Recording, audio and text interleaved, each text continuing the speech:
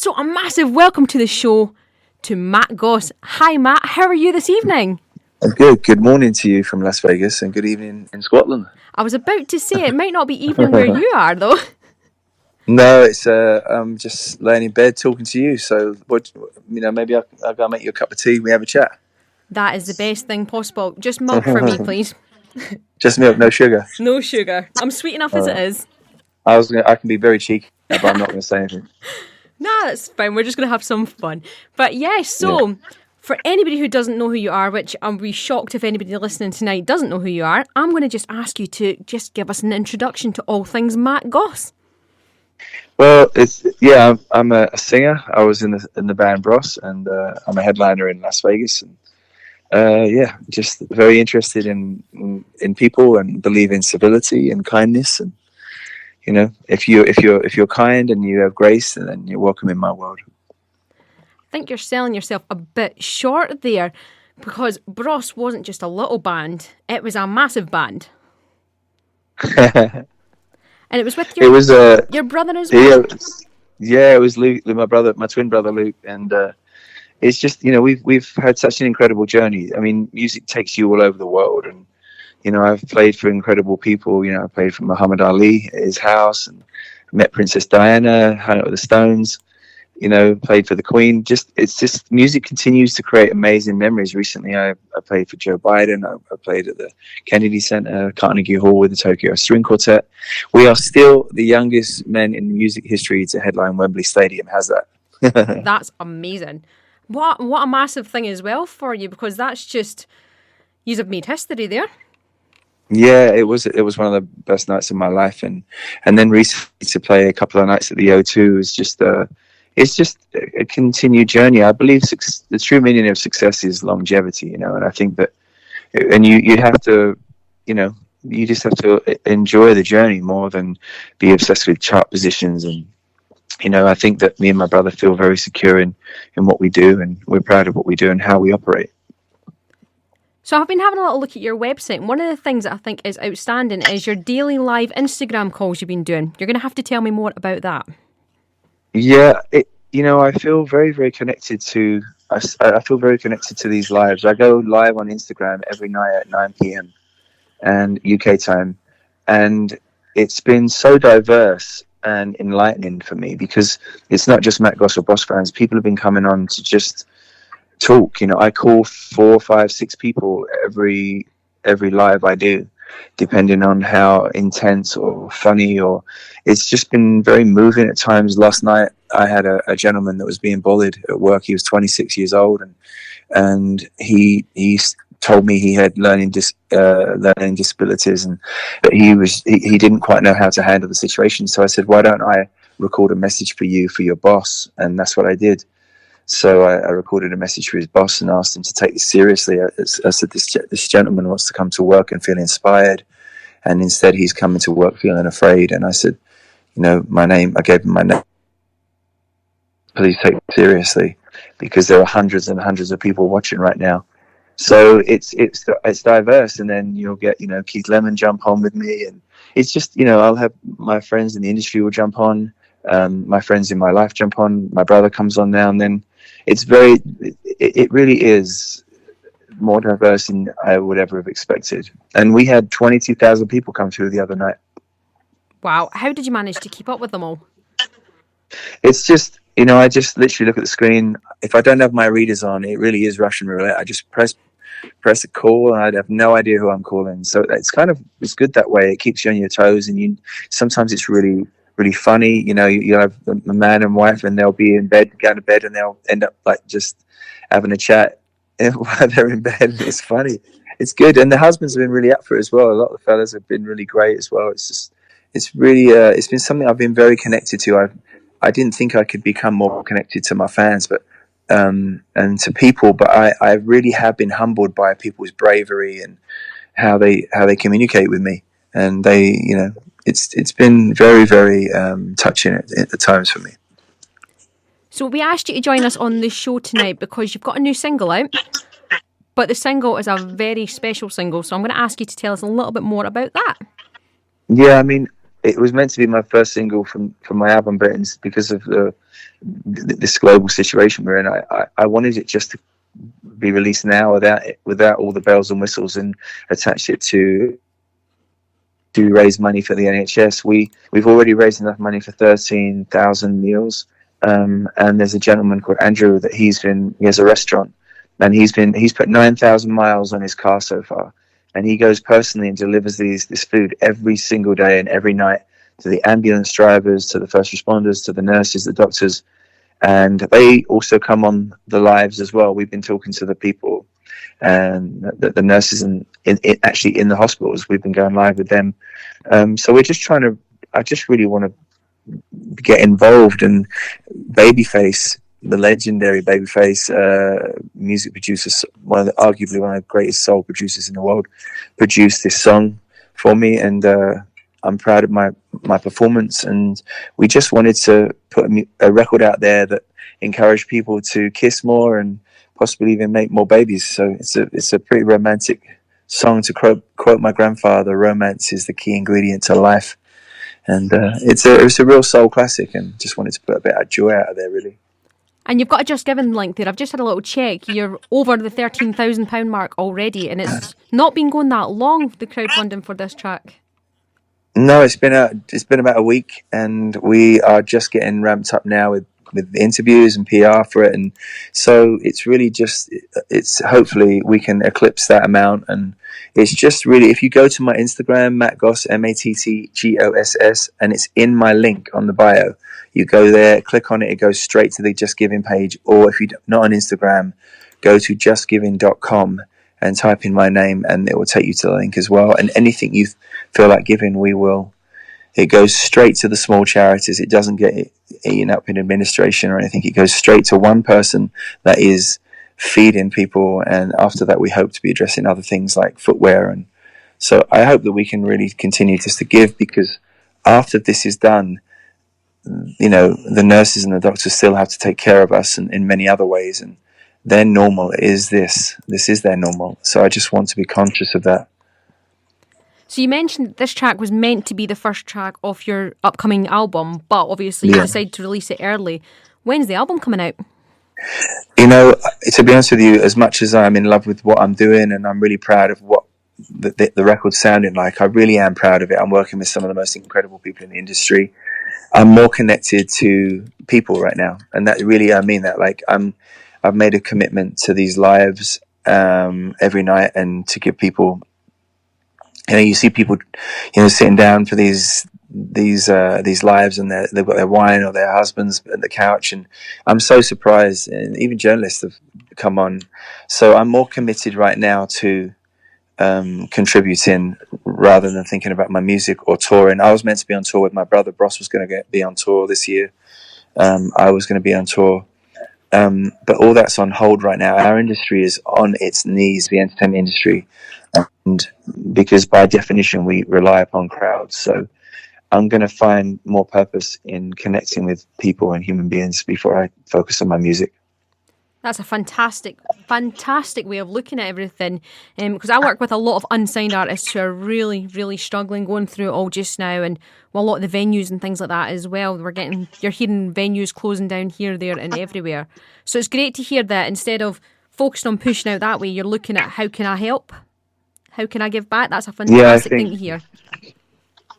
Yeah, thank you. But I also think we should shine light upon what you just said, because there is not a rainbow with a magic pot of gold at the end if you're famous, or if you're in a band, or because musicians do not make music from their own music anymore. You make 0.0001 penny, not even a penny per play. So it's all based on live now. So the industry does need some help, and we need some intelligent stimulus packages from the government to help the self-employed and musicians and artists, because everybody's listening to music to get them through these times, but the artists themselves, I know many artists, we're all in this together, and we have to shine some light on that too.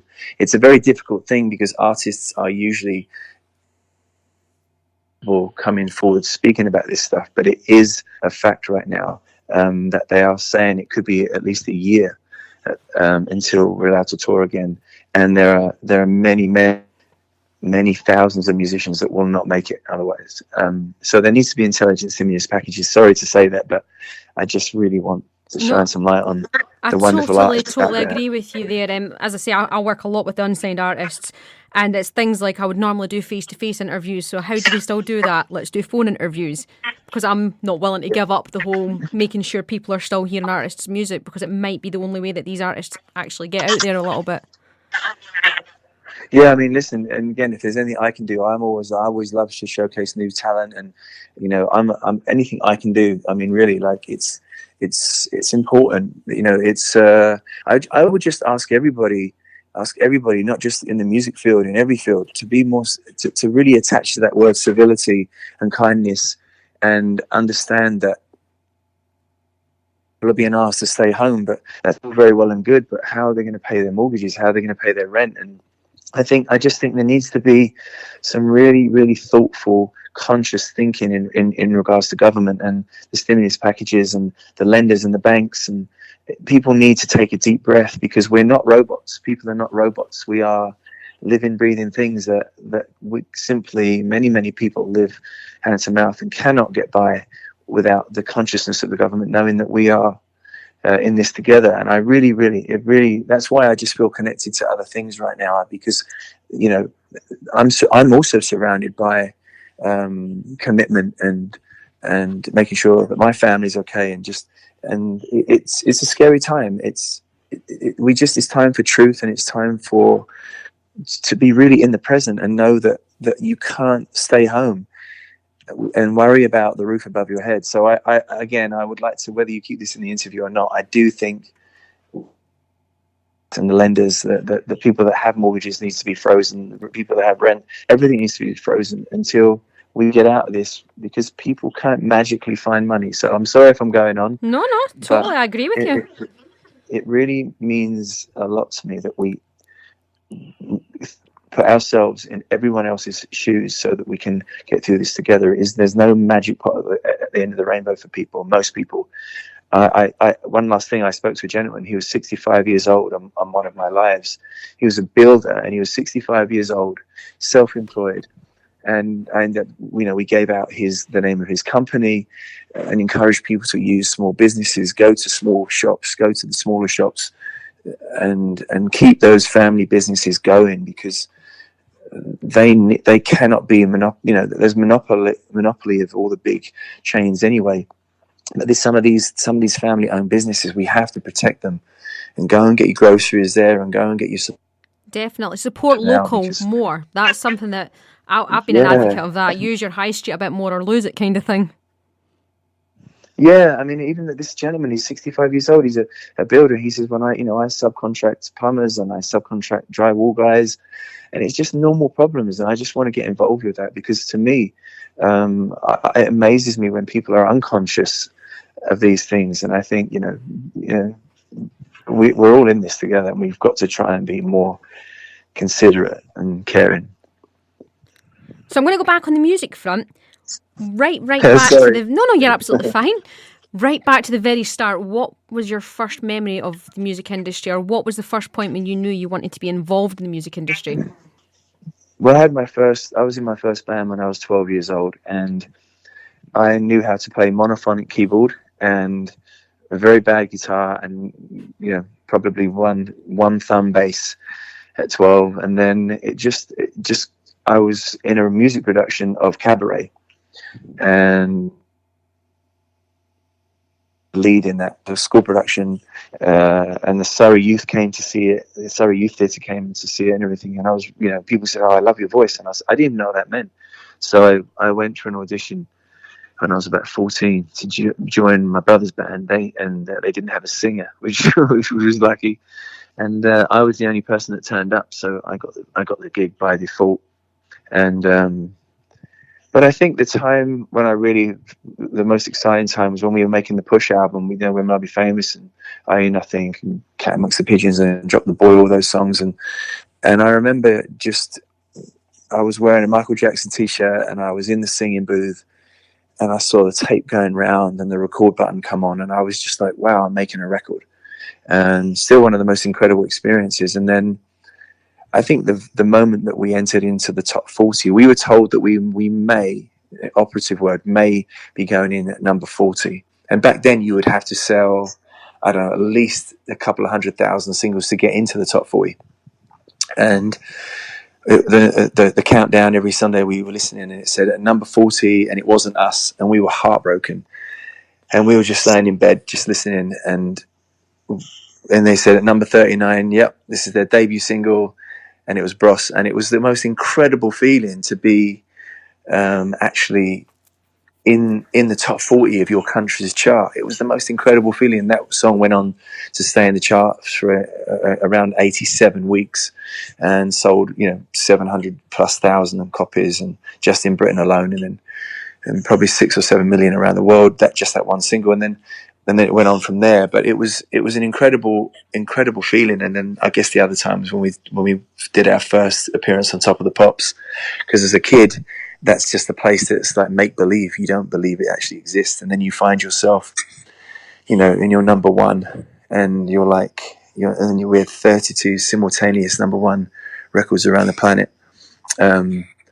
It was an incredible feeling, and then we ended up having the biggest debut album in the history of CBS Records, and it was just non-stop. It's been a journey since then. 32 years later, I'm still going strong, and had my residency in Las Vegas now for 11 years, and just played 2 nights at the O2 a couple of years ago. The movie won a BAFTA. It's about the journey. It really isn't about. Mm-hmm. It isn't about. Don't get me wrong. The accolades are beautiful, and they make you feel prideful. I'm more prideful, to be honest with you, that I'm my mother's son.